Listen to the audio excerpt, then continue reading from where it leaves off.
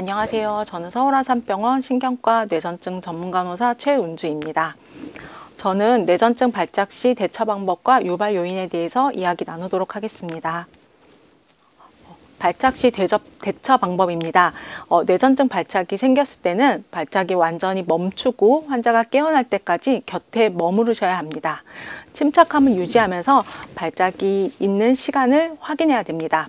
일단 발작이 시작이 되면 다른 사람이 멈출 수가 없습니다. 자연적으로 증상이 멎을 때까지 가만히 옆에서 지켜보는 게 가장 중요합니다.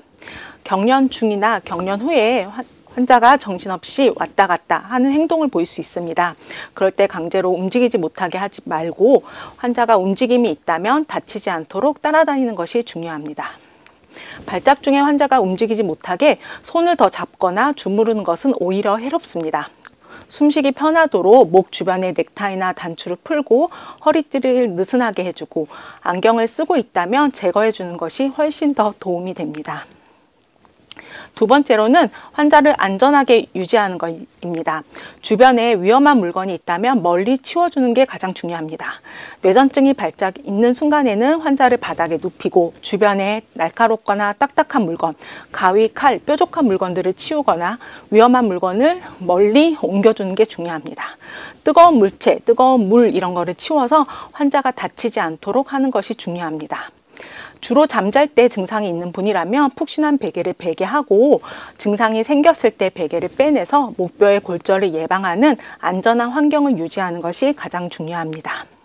세 번째로는 의식이 없을 경우 환자를 옆으로 모로 돌아 눕혀주는 것이 중요합니다. 옆으로 눕히는 것은 입안에 있는 침이나 분비물 등을 밖으로 편하게 나오도록 유도하는 것이며 기도로 흡인되지 않도록 하고 혀가 뒤로 넘어가서 기도를 막지 않도록 하여 숨을 편하게 쉬게 하게 할 수 있는 자세입니다.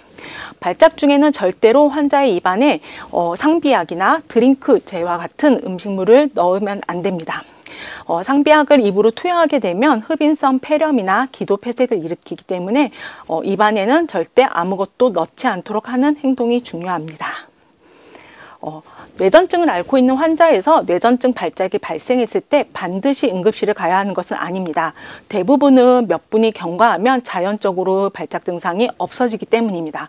그러나 하루에도 수회 이상 발작이 반복이 되거나 의식 회복 없이 5분 이상 지속되는 상태라면 뇌전증 지속 상태라고 부르는 매우 위급한 상황이기 때문에 즉시 응급실로 가서 적절한 치료를 받아야 합니다. 응급실을 가야 할 때는 뇌전증 발작, 보통 이제 떨거나 뻣뻣한 증상이 5분 이상 지속되거나 또는 하루에 2번, 3번 반복이 되거나 평소 상태로 의식이 회복되지 않았을 때, 두부 외상을 포함한 머리를 다쳤을 때, 임신 중이거나 고열과 같은 병에 걸렸을 때, 그리고 생애 첫 발작일 때, 발작 중, 발작 후에도 지속되는 호흡곤란이 있을 때, 물속에서 발작이 일어났을 때는 즉시 응급실로 가셔서 적절한 치료를 받는 것이 도움이 됩니다. 발작 후의 확인 사항입니다. 그래서 경련 후에 환자에게 휴식이나 수면을 취하게 해주시는 게 매우 도움이 됩니다. 또한 환자의 발작 양상, 주로 손이나 발을 움직인다면 그 부분을 포함한 전신을 포함한 동영상을 촬영해서 진료시 의료진과 공유하는 것이 도움이 됩니다. 그러한 내용에 대해서 발작에 대한 시간, 지속 시간을 작성하는 것이 매우 도움이 됩니다. 병원에서의 발작 대처 방법입니다. 비디오 뇌파 검사 중에 병원 안에서는 간호사 호출벨과 발작벨이 있습니다. 반드시 뇌전증 발작이 생겼을 때는 이 두 가지 벨을 눌러주셔야 됩니다. 전신성 대발작 시에는 청색증이 발생하기 때문에 산소를 투여하게 됩니다. 또한 침 분비나 침 흘림 증상이 생길 땐 구강 흡인을 시행하고 얼굴에 반복되는 떠는 증상으로 인해서 혀 깨물에 상처가 발생하기 때문에 서랍자를 적용하기도 합니다. 입원 중에는 말초 정맥관을 계속 유지합니다.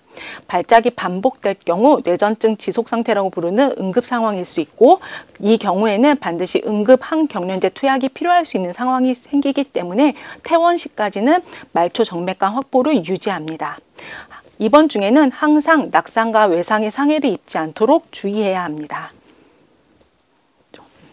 다음으로는 저희가 뇌전증 발작을 가진 환자분에 있어서 자가관리에 대해서 이야기를 나누려고 합니다.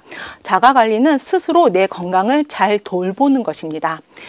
뇌전증 발작의 증상을 조절하고 증상을 향상시키고 약물의 부작용을 확인하고 부작용을 감소시키는 걸 통해서 건강한 삶의 질을 향상하기 위해서는 자가관리가 매우 중요합니다. 자가관리에서 가장 첫 번째로 알아야 할 내용은 유발 요인입니다. 뇌전증 발작을 일으킬 만한 가능성이 높은 상황이나 자극에 대해서 미리 알고 있어야 됩니다. 유발 요인으로 가장 많이 알려져 있는 내용은 약을 복용하지 않거나 수면 부족, 음주, 과로, 스트레스, 다양한 요인들이 있게 됩니다. 약물에 대해서 알아보겠습니다. 항경련제 약물은 규칙적으로 복용하는 것이 가장 중요합니다.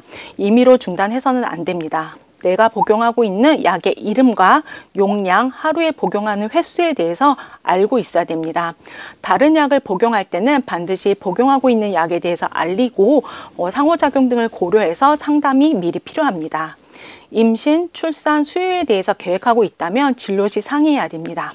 약물에는 유효기간이 있기 때문에 그 약물의 유효기간을 반드시 확인하고 보관 온도, 습기를 피하는 등의 온도를 준수하도록 노력해야 됩니다. 약에 대한 부작용에 대해 알고 있어야 되고 부작용에 따른 추가 검사로 혈액 검사를 하거나 외래에서 불안, 우울 설문지 등을 통해서 부작용에 대해서 확인하는 과정도 거치게 될 것입니다. 정기적인 뇌파 검사를 통해서 약물의 효과에 대해서 확인하는 과정도 거치게 될 것입니다. 약을 복용하는 중에 일반적인 음식 제한, 식이 섭취 제한은 없습니다.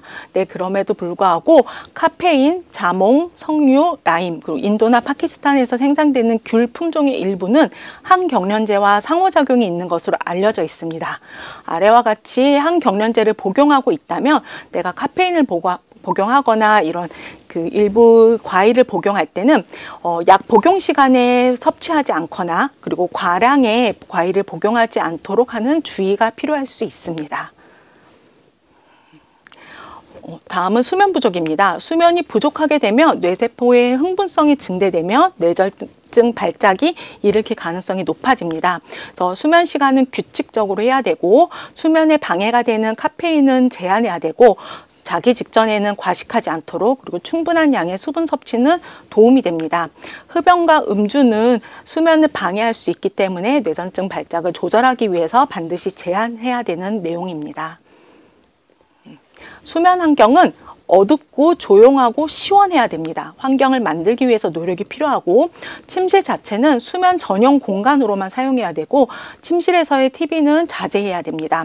취침 1시간 전에는 밝은 빛을 포함한 전자기기, 핸드폰 밝은 빛을 반드시 중단하도록 노력해야 되고 독서나 명상과 같은 정적인 활동을 하는 것이 더 도움이 됩니다. 불면증이 지속이 된다면 불면증 인지행동 치료와 같은 방법들이 수면을 조절하는 데 매우 도움이 될 수 있습니다. 술을 먹는 것은 굉장히 안 좋은데 음주 자체는 간 기능을 저하시키고 약물의 대사 능력도 떨어지고 항경련제의 효과를 감소시키기 때문에 뇌전증 발작이 일어날 확률을 높게 만들 수 있습니다. 술 자체는 수면의 질도 저하시키고 이뇨작용으로 인해서 탈수되고 전해질 불균형의 부작용을 갖고 있을 수 있습니다. 술을 많이 먹게 되면 발작 유발 가능성이 매우 높은 걸로 알려져 있고 기억력, 인지기능이 저하되거나 안전사고의 가능성이 매우 높으므로 술은 반드시 끊도록 노력해야 됩니다. 다음은 과로와 스트레스 부분입니다. 뇌전증 환자의 30에서 40% 정도는 불안, 우울의 기분 장애를 가지고 있습니다. 스트레스 상황은 경련을 굉장히 악화시키기 때문에 스트레스를 해소할 수 있는 명상, 마사지, 이완요법, 상담치료 등이 매우 도움이 됩니다. 신경과 외래에서는 우울, 불안, 졸음, 불면과 같은 설문지를 통해서 이런 과로와 스트레스로 인한 불안, 기분 장애 등에 대해서 확인하고 적절한 치료를 진행하도록 노력하고 있습니다. 다음으로는 개인적인 요인입니다.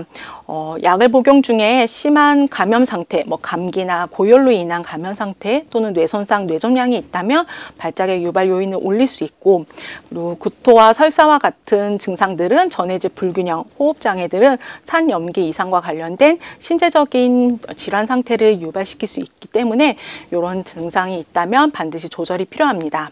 생리 주기 시에만 뇌전증 발작의 횟수가 늘어난다면 약 조절에 대해서 외래에서 상의할 수 있습니다. 과도한 빛 자극으로 인해서 공영장 조명이라든지 화면의 큰 깜빡임, 굉장히 밝은 불빛으로 나는 뇌전증이 유발되었다는 상황이 있었다면 빛 자극을 피하는 것이 도움이 됩니다. 과호흡도 뇌전증 발작을 유발시킬 수 있기 때문에 호흡에 있어서 주의를 해야 됩니다. 항생제나 항히스타민 제제와 같은 특정 약물의 경우는 약물의 효과를 떨어뜨릴 수 있기 때문에 타 약물을 복용할 때는 반드시 상의가 필요합니다. 서울아산병원 뇌전증 클리닉 홈페이지에서는 뇌전증 관련된 정보를 확인할 수 있습니다. 감사합니다.